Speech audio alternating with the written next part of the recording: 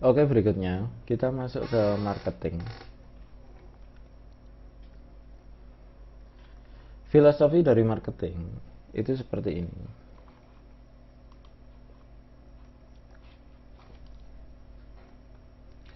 Misalkan ini adalah sebuah provinsi atau karisidenan lah. Kemudian ini adalah sebuah kecamatan di dalam provinsi. Jadi ini yang besar itu provinsi. Kemudian yang kecil ini adalah kecamatan. Kabupaten ya, kabupaten. Kemudian kecamatan itu adalah di dalam kabupaten, misalkan seperti ini. Filosofi marketing, bimbel itu adalah lokal. Jadi apa ya namanya ya?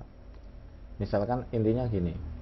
Kalau kita marketing memakai newspaper atau koran, itu wilayahnya adalah provinsi. Jadi seprovinsi ini kena semua. Jadi misalkan bimbel Anda ada di sini, orang di sini tahu kalau ada Anda itu punya bimbel di sini, ada bimbel di sini, misalnya bimbel Akilakos, besar, bagus. Tapi orangnya di sini, letaknya jaraknya dari sini dari ini sampai ini itu sekitar 30 km.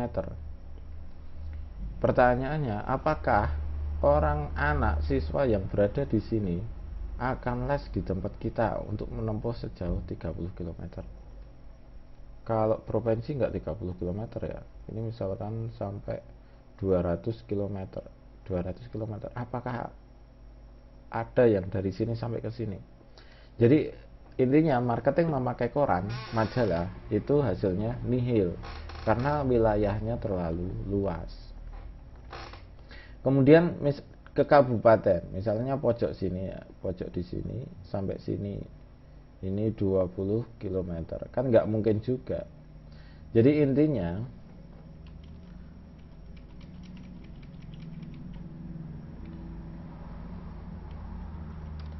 inti dari marketing itu adalah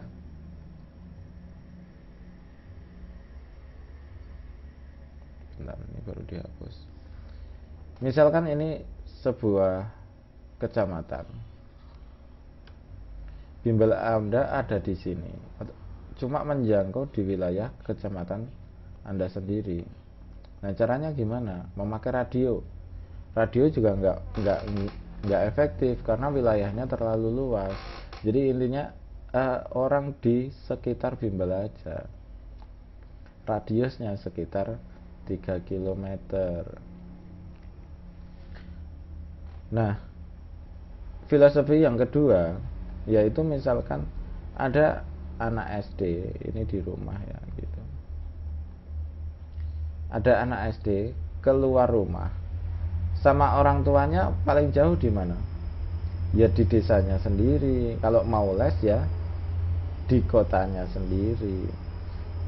Orang tua itu akan khawatir untuk anaknya ketika masih SD itu, satu, ketika di jalan raya, yang kedua memakai sepeda motor, yang ketiga anaknya jalan terlalu jauh karena nggak bisa dipantau. Jadi kalau bimbel Anda itu bimbel SD, mending cari wilayah di sekitar bimbel aja, nggak usah jauh-jauh. Nah, marketing yang paling efektif menurut saya itu adalah dengan brosur. Jadi keuntungan brosur itu banyak. Satu, lebih irit. Brosurnya hitam putih saja. Kenapa irit? Satu brosur sekitar Rp50 sampai Rp100 per brosurnya. Kemudian yang kedua, efektif. Intinya seperti ini. Ketika kita mencoba menyebar brosur, ini rumah gitu ya, brosur itu diselipkan di bawah pintu rumah, cara satu. Yang kedua, kalau ini dipagar, ada pagarnya seperti ini. Tapi hati-hati juga, biasanya kalau ada pagarnya ada anjingnya. Kita masukkan di dalam rumah. Jadi brosurnya intinya di dalam rumah. Nah, caranya adalah kita nggak bisa percaya sama satu orang. Ini gini, cara sebar brosurnya gini. Kalau nggak di bawah pintu, berarti ada di dalam rumah. Kemudian kita berikan pada banyak orang itu. Masalahnya pengalaman saya itu pernah membuat tim marketing. Jadi saya menggaji 5 orang marketing. Saya gaji, ini brosurnya ini silahkan disebar. Udah ada itu rapat. Saya rapat, ada 5 orang. Ini modelnya gini, brosur disebar, cairannya seperti ini, setiap orang saya beri uang. Jadi ini saya beri uang, saya beri uang, saya beri uang semua. Nah, akhirnya dari kelima orang ini saya tunggu 1 minggu kok belum ada yang daftar. Padahal untuk memberikan pekerjaan ini otomatis kan keluar uang banyak. Kan kita jadi rugi. Udah 1 minggu kok nggak ada yang daftar. Kemudian akhirnya saya jalan sendiri saat menemukan metode ini. Saya jalan sendiri pakai motor dulu. Motornya saya parkir di perumahan, di tengah perumahan gitu. Kemudian brosurnya itu saya masukkan satu-satu. Misalkan ini ada, kalau model perumahan kan gini toh. Ini ada rumah. Kita jalan aja, santai aja, kita jalan. Kemudian kita masukkan brosurnya. Jalan lagi, kita masukkan brosurnya. Jalan lagi, kita masukkan. Oh, ini ada ibu-ibu misalkan. Nah, ibu-ibu itu tanya, ada apa mas? Ya, oh ini brosur untuk bimbel, harganya segini, tempatnya di sini. Kalau ada orang tanya baru dijawab. Kalau nggak ditanya jangan memberikan penjelasan yang banyak-banyak. Coba aja Anda sendiri gini, jam 9 pagi di rumah tiba-tiba ada marketing yang datang, sebel nggak? Sebel. Anda mau beli makan misalkan, keluar rumah mau beli makan, dicegat itu sama marketing. Ini bimbel ini bagus pak, harganya cuma segini, kemudian nanti metode bimbingannya seperti ini, bagus. Kira-kira marah nggak? Marah.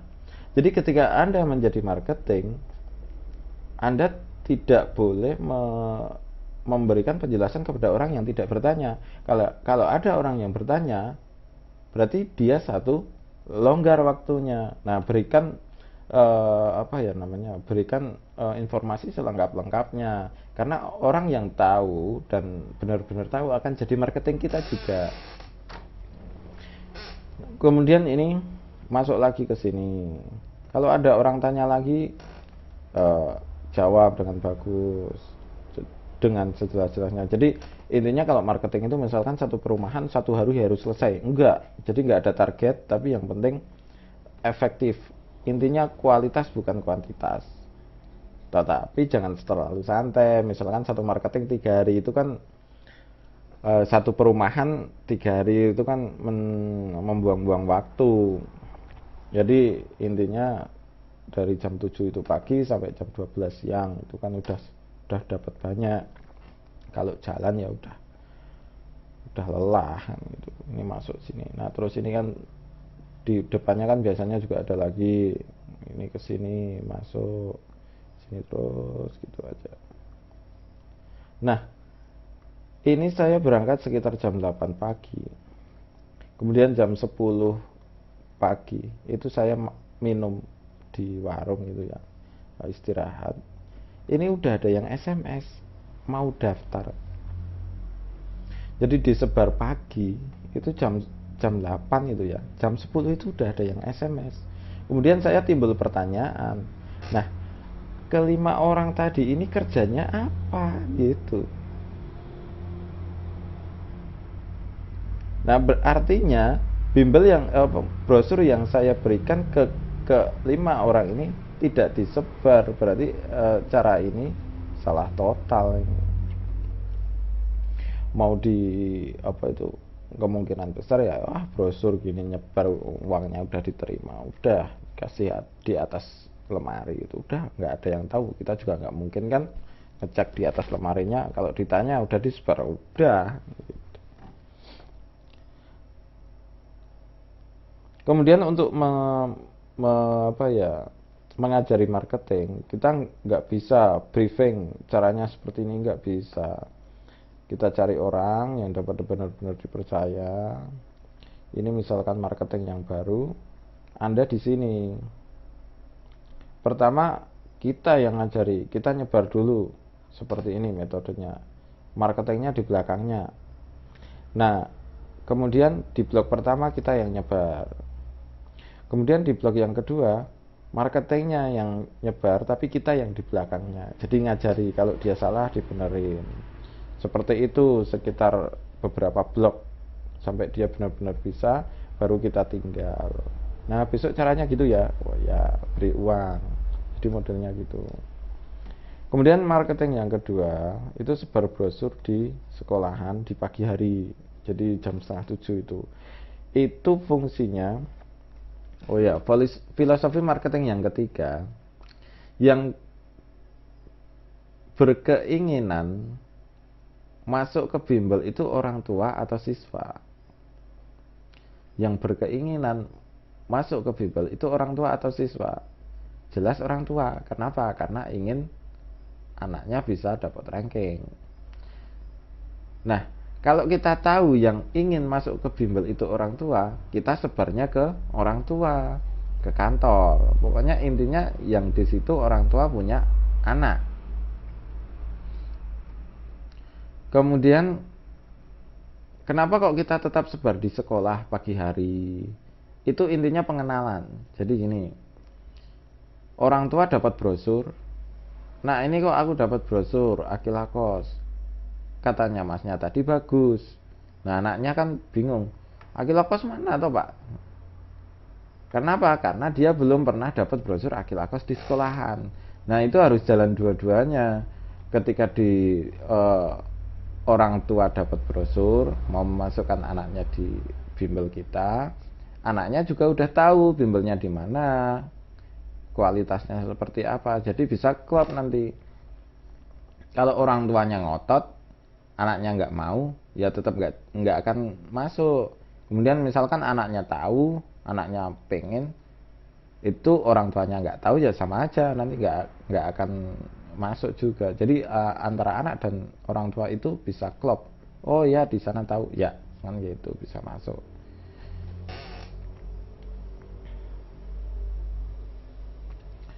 Kemudian filosofi yang ketiga, yang keempat ya. Orang itu ketika mendapatkan brosur, udahlah kita aja, nggak usah orang,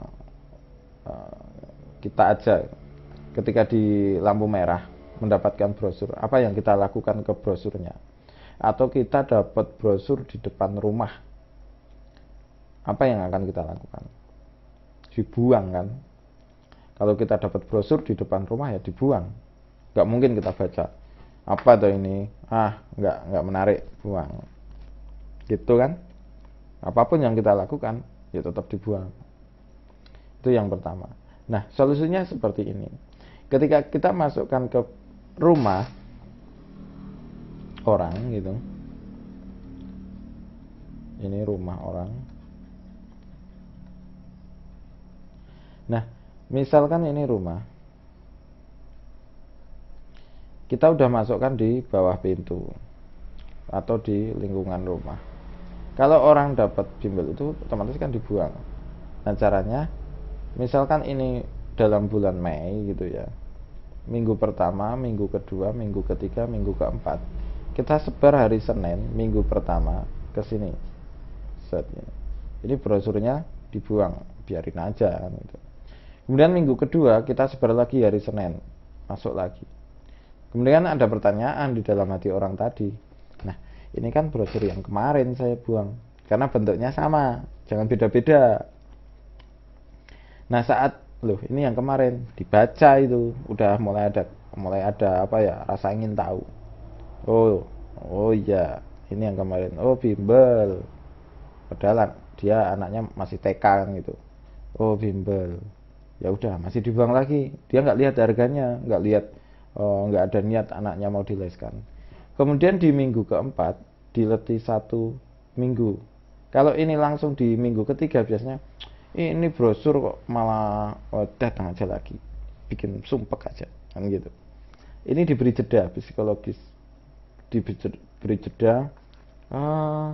Anaknya misalkan dapat ranking jelek, nilainya jelek, dia kan nyari brosur yang kemarin mana atau ini, padahal udah dibuang, udah dibawa di tempat sama, otomatis sudah pergi ke TPA kan gitu. Nah ini brosur yang kemarin mana ya. Nah dia kan punya keinginan untuk mencari. Nah yang di bulan keempat ini kita datang dengan solusi. Ini loh Pak brosurnya yang kemarin cari, kayak gitu. Intinya seperti itu. Jadi satu rumah itu 3 kali sebar, jangan 1 kali. Iklan di TV kan ya tiap hari toh. Coba aja ikan Rinso lah, tiap hari ada, tiap film ada, tiap waktu ada. Mereka nggak maksa kamu harus ketika nyuci pakai Rinso, ketika nyuci pakai Tek, kan nggak ada pemaksaan. Kalau nyuci piring dapat piring kan, nggak ada pemaksaan, tapi kita itu diberitahu terus. Jadi intinya diulang-ulang. Nah ini bulan Mei, bulan Juli kalau masih belum ramai, caranya seperti itu. Tapi kita cek dulu apakah perumahan ini banyak anaknya apa enggak. Misalkan ini perumahan tua, perumahan jompo gitu ya, orang-orangnya udah tua, anaknya udah pada kuliah, kita sebar 100 kali pun ya juga gak ada efeknya. Kita cek dulu perumahan itu ada anaknya enggak, anak SD-nya ada. Jadi konsumen kita itu cek dulu baru disebar.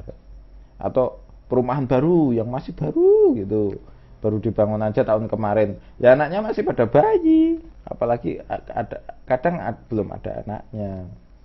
Jadi cek, kita harus tahu kondisi lah intinya, jangan terlalu ya SOP itu nggak harus ditaati semua, tapi itu cuma referensi aja.